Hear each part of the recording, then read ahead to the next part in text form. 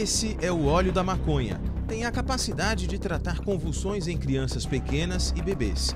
Médicos podem ser contra ou a favor, mas as mães já sabem tanto como usar que algumas plantam a cannabis para fazer o extrato de maneira artesanal.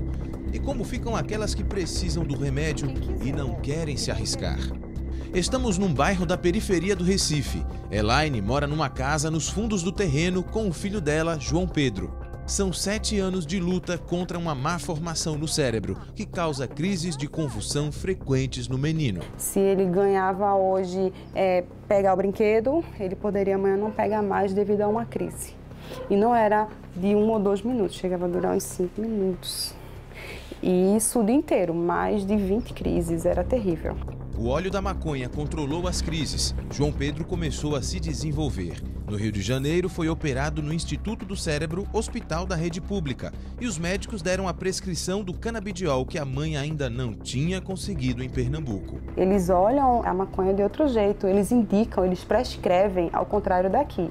E é estadual. E aqui não, aqui você tem que pagar. E muitas vezes nem pagando você consegue. O óleo da maconha que João toma vem de um fornecedor secreto. O difícil é você encontrar uma pessoa que realmente saiba dosar e que você confie. Elaine faz parte da Aliança de Mães de Famílias Raras, instituição com sede na zona sul do Recife que luta pelo direito de todos à saúde. Chegamos para uma reunião. Elas representam 400 famílias aqui em Pernambuco. E nos últimos meses, 30 dessas 400 começaram a usar o óleo de maconha no tratamento dos filhos. São histórias muito parecidas e também sacrificadas. É muito triste você ver seu filho se tremer, você sem poder fazer nada, ficar todo roxo e sabendo que tem essa medicação, o governo não libera.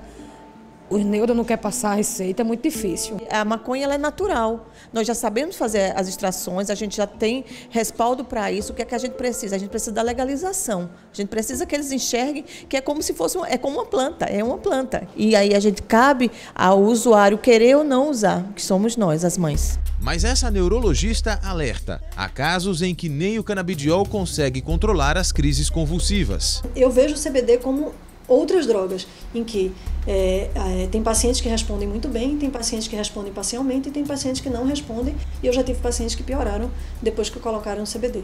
Além da resistência dos médicos, há uma outra dificuldade: conseguir essas gotinhas. Muitos querem ganhar em cima da gente, porque vê o nosso desespero, né, e diz, não, eu tenho um óleo bom, eu tenho um remédio bom. E quando a gente compra, que faz o uso, não é. Tem coisas que você não pode me falar? Sim. Por que você não pode me falar? Por medo ainda, né? Que existe. Mesmo o mercado paralelo do canabidiol não é acessível a todas as mães. Uma seringa com óleo para ser diluído e usado por 3 meses pode custar acima dos R$300. A filha de Iris tomou um pouco, foi doação. Depois ficou sem. A gente observava uma evolução nela que agora, digamos que ela regrediu, porque não tem mais a medicação que conserva o cognitivo dela. A gente, felizmente, não tem como dar mais o óleo a ela, porque é muito difícil de conseguir. Difícil, mas existem pelo menos 20 fornecedores no Brasil. Um desses já foi preso e hoje responde por tráfico de drogas. Um outro saiu do mercado devido aos riscos e deixou as famílias sem o óleo. Nós vamos conversar a partir de agora com um fornecedor não legalizado de óleo de maconha, o conhecido canabidiol. Ele é da região sul do Brasil.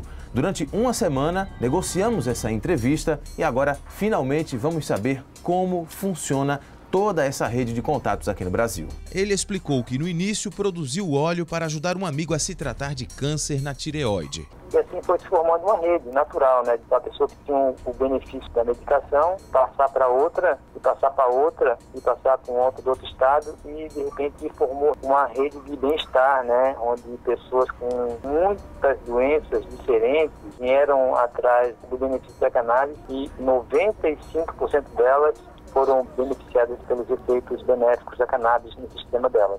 E o que você pode falar para a gente sobre como é que funciona atualmente? Hoje a gente atende aí de umas 200 pessoas assim, que elas pegam um medicamento a cada 3 meses mais ou menos. Então eu tenho uma produção assim que eu consigo ter a base de umas 50 pessoas por mês, no que eu produzo e no que outros parceiros também. Quem produz ou precisa muito do óleo de maconha acredita que existem forças políticas e financeiras que ainda impedem hoje o uso da erva para tratamento médico. É muito fácil ensinar qualquer pessoa a plantar e a fazer o seu remédio, né? Só que por que o governo não faz isso, por causa dessa história da indústria farmacêutica, são coisas que têm que ser bem vistas, porque essas pessoas são criminosas, que estão fazendo as pessoas sofrerem, né? Sofro todo dia porque eu vejo outras mães pedindo socorro e eu não puder ajudar. Você só consegue ajudar seu filho por enquanto? No momento, sim. Queria muito poder ajudar outras mães. Quem sabe mais pra frente? Com certeza.